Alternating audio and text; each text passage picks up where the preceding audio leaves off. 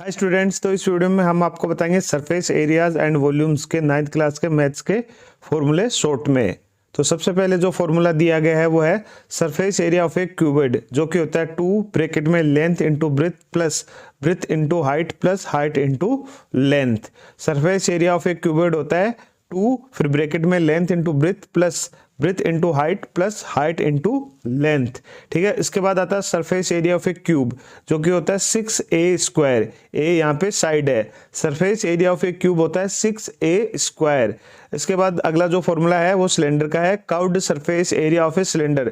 जो सिलेंडर का पृष्ठीय भाग, जो बाहरी जो कवर एरिया है, उसका जो फॉर्मूला होता है 2 pi r h.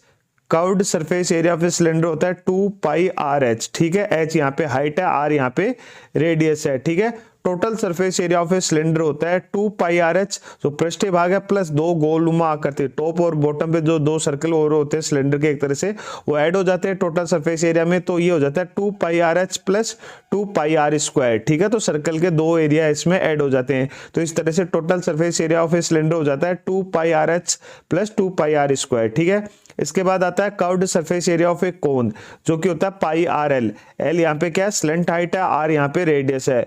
Curved surface area of cone होता है पाई आर एल। ठीक है, इसके बाद आता है total surface area of a कोन। इसमें भी क्या होता है कि जो नीचे का कोन का सर्कल नुमा एरिया है वो ऐड हो जाता है। तो इस तरह से total surface area of a cone हो जाता है pi r l plus pi r square. ठीक है, तो पाई आर स्क्वायर एक सर्कल का एरिया इसमें ऐड हो गया। ठीक है, तो बात करते हैं हम स्लेंट हाइट की। जो स्लेंट हाइट होती है एल, वो क्या होती है, वो होती है root r square plus h square. ठीक है, तो एक तरह से पाइथागोरस लग गई इसमें, r square plus h square, जो कि होती है रूट में, वो होती है स्लेंट हाइट एल। ठीक है, इसके बाद आता है surface area of a sphere. जो स्पेयर होता है, गोलानुमा आकृति होती है, उसका जो एरिया होता है सरफेस एरिया, मतलब बाहर का पृष्ठीय भाग होता है 4 पाई आर स्क्वायर। ठीक है, इसके बाद आता है curved surface area of hemisphere. अगर उस स्फीयर को आधा काट लीजिए तो उसका जो नीचे का हिस्सा है उसको तो छोड़ दीजिए, जो ऊपर ऊपर का जो पृष्ठीय भाग है वो हो जाता है 2 pi r square.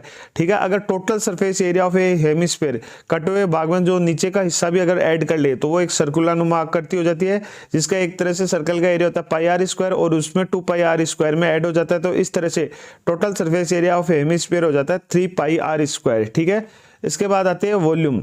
Volume of cube होती है ए क्यूब। ठीक है, side into side into side. ठीक है, वॉल्यूम ऑफ क्यूबॉइड होता है length into breath into height. ठीक है, ये वॉल्यूम ऑफ क्यूबॉइड होता है। इसके बाद आता है वॉल्यूम ऑफ सिलेंडर होता है pi r square h. Volume of a cylinder होता है पाई आर स्क्वायर एच। ठीक है, इसके बाद आता है वॉल्यूम ऑफ कोन, वो होता है 1/3 pi r square h. Volume of cone होता है 1/3 पाई आर स्क्वायर एच। उसके बाद आता है वॉल्यूम ऑफ स्फीयर होता है, वो होता है 4/3 pi r cube. Volume of sphere होता है 4/3 पाई आर क्यूब। ठीक है, इसके बाद जो वॉल्यूम ऑफ हेमिस्फीयर वो होता है 2/3 pi r cube. Volume of hemisphere होता है 2/3 पाई आर क्यूब। ठीक है, तो इस तरह से ये थे हमारे पास 9th क्लास के मैथ्स के एनसीईआरटी में जो फॉर्मूले दिए गए हैं। ठीक है, सरफेस एरिया एंड वॉल्यूम से रिलेटेड वो फॉर्मूले शॉर्ट में आपको बता दिए गए हैं। तो इस तरह से ये सारे फॉर्मूले दिए गए हैं आपको 9th क्लास के मैथ्स के एनसीईआरटी के बुक में।